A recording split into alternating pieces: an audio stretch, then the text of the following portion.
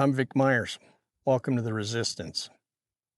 Proof that your vote or non-vote carries real consequences has never been clearer than it is right now.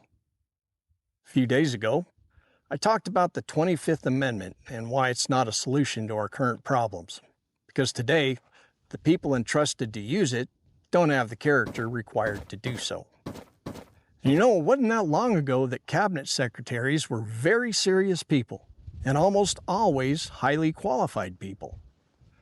Article 2, Section 2 of the Constitution says, in part, "He shall nominate, and by and with the consent of the Senate shall appoint ambassadors and other public ministers and consuls, judges of the Supreme Court, and all other officers of the United States." In simpler terms, the President nominates certain high-level positions like cabinet members. The Senate votes on whether or not to allow said nominees to fill said positions. So why do you reckon our founders require cabinet members to be approved by the Senate? And why the Senate but not the House in both the House and the Senate? Well, to answer the first question, they didn't trust presidents to pick the best people. They trusted presidents to pick the people that were their people, loyal people, whether they were qualified or not. Does that sound familiar?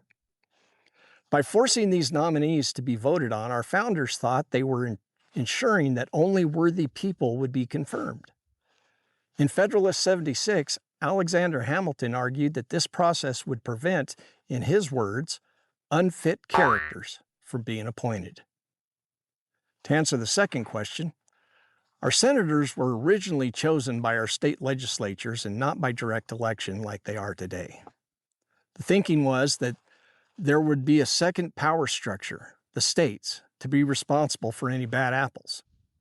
Unfortunately, this process didn't account for the question of bad apples in the Senate. That's a different video for a different day.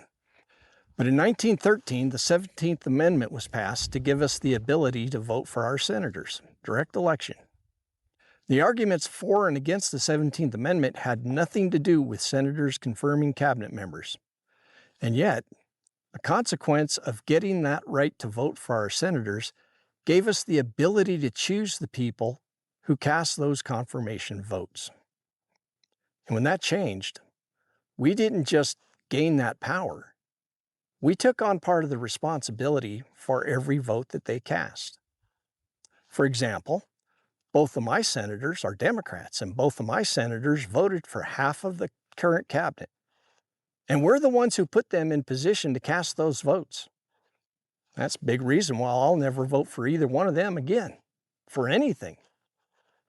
For the first time in 30 years, this will be a significant factor in how I vote for U.S. Senator. I'll be asking, can I trust them to take that responsibility seriously, to stop unfit people from holding power? Thanks for listening. Good day.